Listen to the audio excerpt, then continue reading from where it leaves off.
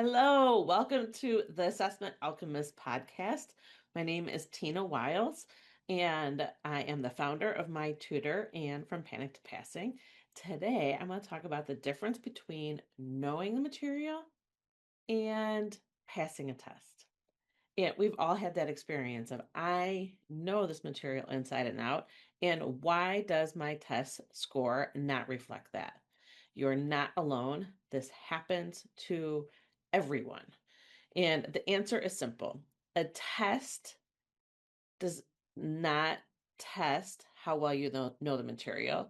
A test usually tests how well you take a test. And so what happens is you can understand the concepts. You can know, it could solve the problems. You can even picture where the problem was on the website that you were looking at or the material in a textbook, and you can actually picture what it looked like, but it's your knowledge is not reflected in your score. And it's because test taking is a skill. And the good news about it being a skill means that we can improve it. And just like some people can learn languages quickly or pick up an instrument and learn how to play it, it feels like instantaneously. Or my husband can name a song in like 2 or 3 notes, the artist and the name of the song, which blows my mind. Um, so some people are just naturally good test takers, right? But we can learn how to improve. So, the problem is we just never learned to take tests, right? Like we've taken tests probably your entire educational path. Um, and you get 1 or 2 tests that don't go well, and we'll say to ourselves like, I'm just not a good test taker, right? Or I can't even tell you how many times I hear this a week. I'm just not a good test taker. Let me show you what I make those students do. Okay. I make them, when someone tells me I'm not a good test taker, I make them put it on a post-it note, and then we actually shred it, because you are not allowed to believe that you're a bad test taker when I'm working with you. Because we can improve that. All right, so how do you improve it? So there's 2 things that help with test taking. Learning test taking strategies and working on your mindset. So I'm going to start off by talking about test taking strategies. The number one thing that I see help students, whether you're taking ACT and SAT or trying to pass your PE exam or a certifications or licensing exam, is reading the question carefully. And it sounds so simple. What I say, just read the question carefully. But it happens so fast. A lot of times we're skimming. We don't even realize we're skimming.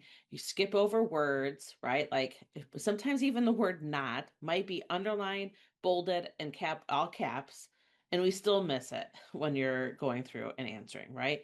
And so reading each question slowly, carefully, and with intention. You're trying to understand what the question is asking. That is the number one strategy. Read the question slowly. Another thing that can help with test taking is a lot of times we expect ourselves to stay focused the whole time. Like I need to be like in the zone, right? Like demonstrating that I have the knowledge and like getting it out on the test. Don't expect yourself to stay focused the whole time. Okay, it's just not possible. And so by taking some intentional mini breaks throughout your exam, can help with being able to be in the zone for longer, because you're taking those breaks intentionally instead of getting to a point where all of a sudden you're like, I can't even begin to focus anymore. I'm completely lost when I'm reading these questions, right? So, to give yourself some mini mental breaks, a couple things you could do: stretch, right? Stretch your arms, Wiggle your toes. Sounds silly, but if you wiggle your toes, it's something that we don't typically do. You have to make yourself think about doing it, and it'll bring you out of your head. Another is to take a couple deep breaths. All right. So they all sound like really small things to do, but if you're doing them every couple of problems, or when you go from one section of a test to the next, or when you turn the page, right? Like all these things that you could try to build in to remember to take these mini breaks will help with the focus in the long run. Okay. Now let's talk about mindset. So, mindset can be kind of tricky, right? Because we are, especially if you have that feeling of, I'm just not a good test taker, right? We need to flip it, right? So, um, if you're thinking, um, I'm going to fail before you even sit down to take it, it becomes a kind of a self-fulfilling prophecy, right? So you need to flip your mindset to like, this is going to feel easy. This is, I know what I'm doing. I just need to take my time, right? If you're like, will thinking, I'm going to pass, guarantee that you're going to pass? No. But if you're thinking, I'm going to fail, I guarantee it's not going to help you pass. Okay. So that mindset is super important.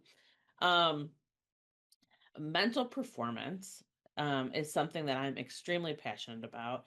I have gone through Brian Cain's mental performance mastery certification, and it's of the that is set up the mental performance of helping athletes at peak performance, right? So when you're thinking of like high school, collegiate, pro Olympic athletes, being able to do all the practice and know all the stuff, but be able to perform under pressure, right? Like that we hear, like the how many times Michael Jordan, okay, I'm a Michael Jordan girl, born and raised in Chicago, but like there's like with where he says, like you think of all the times that he succeeded and he got the winning basket for one of the finals games, right? Winning shot at the buzzer, he wins. Nobody talks about all the times that he missed that game winning shot, right?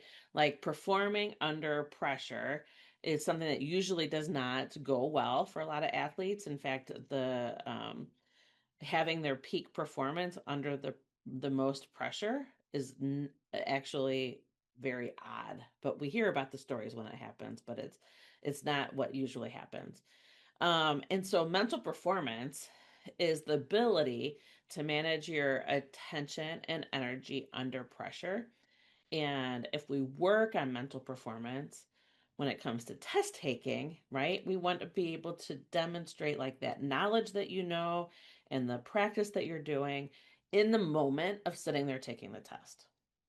Okay. And working on mental performance can help with reducing test day anxiety. It can help build your confidence, and it can help you bounce back if you have a couple questions you're feeling aren't going very well. So two tools I'm going to share today. First one is feel the temperature of your breath. Now I know this sounds weird, so stick with me. Um, I want you to take a deep breath through your nose, okay, and notice the temperature of the air.